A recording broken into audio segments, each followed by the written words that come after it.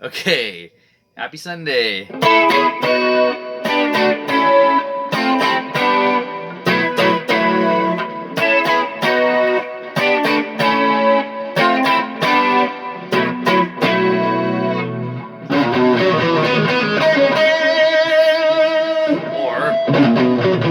that's better.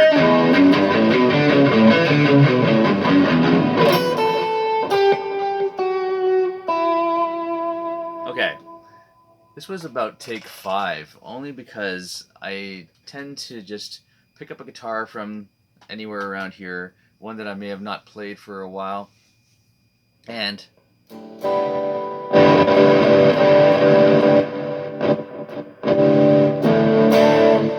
too lazy to pick up the contact cleaner, which is right here, and spray the switch before I start playing.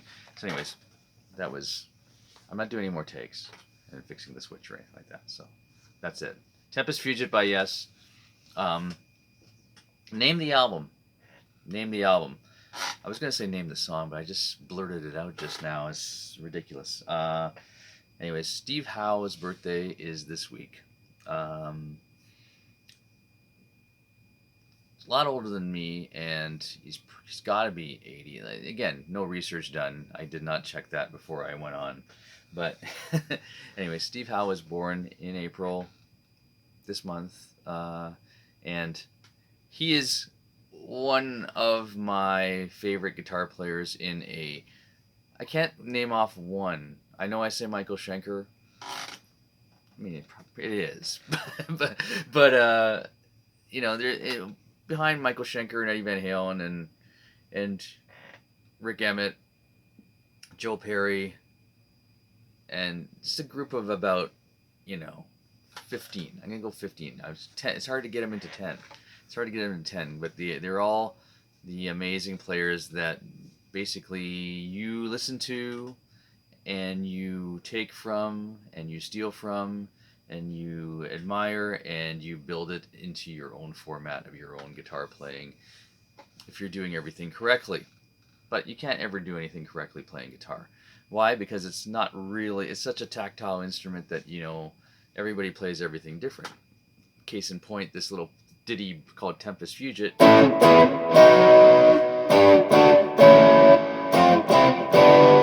How simple is that? Steve Howe. Let's talk about Steve Howe for a minute here. And cheers, I only have water this morning. Why? Because as I cannot tell a lie, it's not Sunday right now that I'm recording this video. It is Friday. Cheers! It's Friday morning, and I am just basically pre-recording this because we have a big show for Avalon this coming Sunday, which is today. If you're watching this on Sunday, we have a fundraiser event. Feeding the homeless, helping out the homeless, or not even the homeless, but the people that just cannot afford, just cannot afford. And it's getting to be that way, people, where you're making lunches for your kids and you don't have enough stuff in the fridge this week, and there's just not enough coin to go out and buy some sandwich meat or peanut butter. This it's just this way. So, and there's a lot of that out there, and we have a great student of ours and friend of ours of Avalon Music Academy. Her name is BL Leader, and she puts together food just to give to people, just give out to people, and there's no questions asked. And she's helping homeless people. She's helping people that cannot afford to have dinner tonight, that kind of thing. And we donate to them, and we're raising some money so she can feed more people. And we're doing that this Sunday, April 13th, which is my daughter Kaylee's birthday. Yes, sadly, another. We have these fundraiser shows either in March and April, and sometimes it lands on her birthday. And then we have these year-end show, which is usually in the first week of June, second week of June, which is my son Jacob's birthday. So we spend a lot of our kids' birthdays going crazy at a show, trying to fit 80 performances into a few hours, and parents looking at me like they're going to kill me. But it's okay. We're doing that this Sunday. And getting back to our point of topic, my favorite guitar players, and Steve Howe. Now, Steve Howe, I listened to a lot of rock radio, Q107, Chum FM, which was a rock station at one point in time, I mentioned before, when I was growing up. And they played a lot of what we call AOR back then, album-oriented rock or classic rock. And Yes was one of my favorite bands. But my love of Yes came from my love of Rick Emmett from Triumph, who cites Steve Howe as his biggest influence, and Alex Lifeson of Rush, who also cites Steve Howe as his, one of his greatest influences. And if you saw my Double Neck Friday, did a little comparison of what they all look like and how Steve Howe with his white double neck and Alex Lifeson with his white double neck, and surprisingly enough, Rick Emmett with his white double neck Gibson, that they all kind of look the same too. The blonde guys with double necks. Yeah. But why was he a huge influence? Because I was into guitar players that ran the gamut of their playing. They played they played classical, they played flamenco, they played electric, they played different hollow bodies, they played 12 strings. They experimented, and that describes those three guitar players: Alex Lifeson, Rick Emmett, and their biggest influence, Steve Howe. Anyhow, so and then I just fell in love with all the guitars, as I always do. Steve Howe played Tempest Fugitive. If you go turn this off right now. I'm going to go watch the video. What album was it, by the way? Did I ask that already? It's called Drama, or Drama if you're from Winnipeg. The Drama album, because I think when you're growing up and the band's already current and already playing, like for instance, I grew up in, started playing guitar in the late 70s and all through the 80s, which was I'll say it again, the 80s was probably one of the best decades for guitar playing. There's so much stuff, and your brain was just a sponge if you were a guitarist trying to soak up all this stuff. And but you would join a band, you would jump on a bandwagon with a band. Maybe they already started. Like for me, that was like Aerosmith. That was Rush. I was kind of started listening to Rush early, and Triumph, and Yes, when kind of just jumped in right around in the late 70s, and that was when the Drama album came out. And Drama is panned by Yes fans as the Buggles album, because they had the guys from the Buggles, Jeff Downes. Oh God, can I not remember the other guy's name?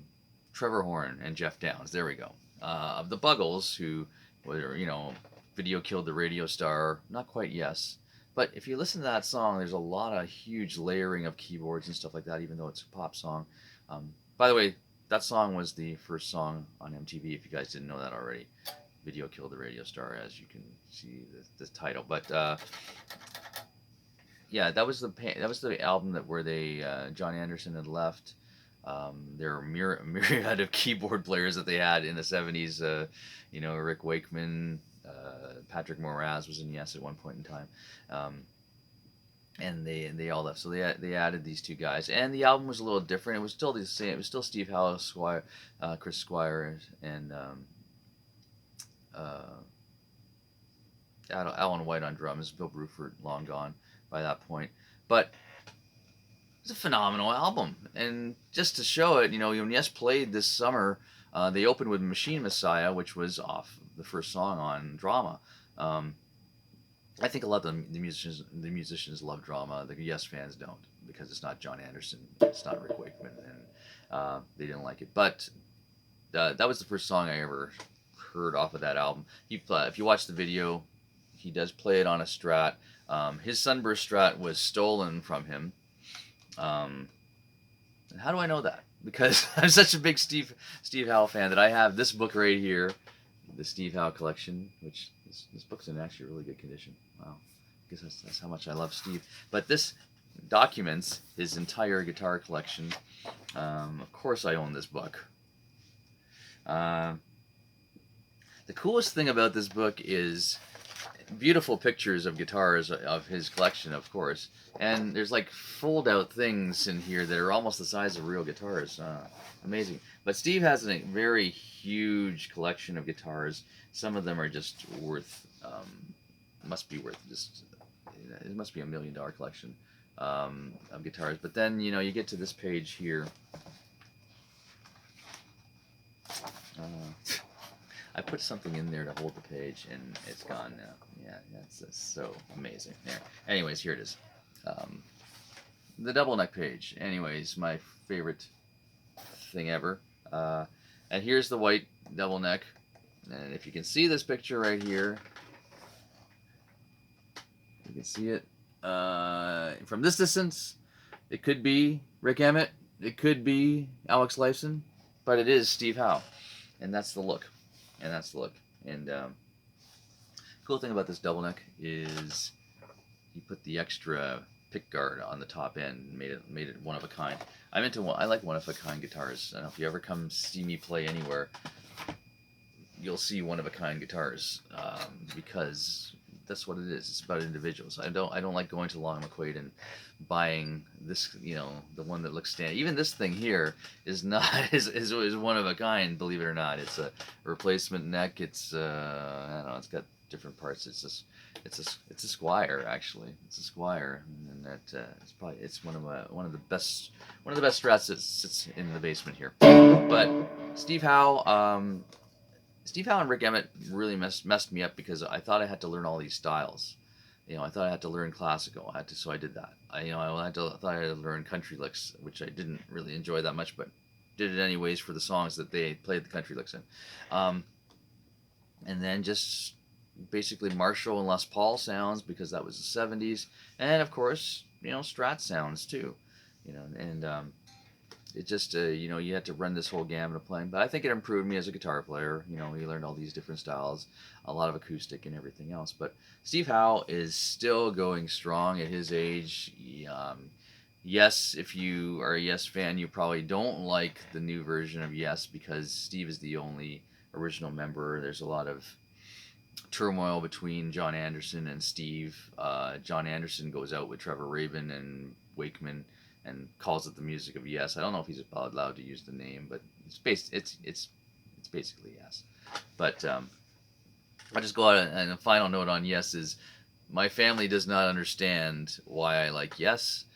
Yes comes on the radio in the car, and you know how you butt bump fingers and try and switch things with Angela and I, and no, we try and keep it on. We used to listen to. I know on the TV thing, there's Stingray music. We used to do that and eat dinner on Sunday nights. And Sunday night was prog night, and I thought it was the greatest thing ever because on the classic rock station, all the Yes stuff came on, and they would sit there and go, "Oh my God!" Out of the three big bands, my final note, and this is my second final note. Out of the three big bands that came out of the UK in the 70s that were progressive rock. I'm not going to use the word prog because that seems to be almost a different vein nowadays when you use prog. But progressive rock, the three bands were Emerson, Lake and Palmer, Yes, and Genesis. And sadly, I do not really enjoy ELP at all because I mean, amazing musicianship, but no guitar player really. I mean, Greg Lake plays guitar, but he is really the bassist in that band. Genesis, Mike Rutherford plays guitar, but also plays bass. They switched around stuff. Steve Hackett, great guitarist, but I was never totally into him. Maybe I'm missing something. Maybe someone will hate me for this. But Steve Howe was the guitar hero. There was a guitar hero in Yes. Some people will say Steve Hackett was a guitar hero, but I don't think there was enough material, I always want to hear. You think of a guitar player, you think of either a sound or a song, and you think of Carlos Santana, you can hear him right away. Think of Eric Clapton, you can hear him right away. Think of Steve Howe, I can hear, a million different licks. Steve Hackett, I don't hear anything. Mike Rutherford, I don't hear anything. The guy who might be the guitar player, Greg Lake, I don't hear anything that was classic rock guitar. So I listened to Yes. There, I said it. Anyhow, thank you guys for enjoying my show for, I don't know, ever how long, whatever 200 and something shows this is. Come out and see the bands that I play in. They're all kind of on a break in April. I don't know why. We don't have many gigs going on, but it's a great time to rehearse and get other stuff together. Um, Everyone's back in May. Bridge on Fire and Keep with the Faith are all back in May. Keep the Faith's got a huge roster of shows this summer. A lot of Toronto shows. We're playing Q107. We're headlining the Q107 picnic this year. I'm not sure if that's been announced yet, but it just was. Then there's we're also at the CNE this summer.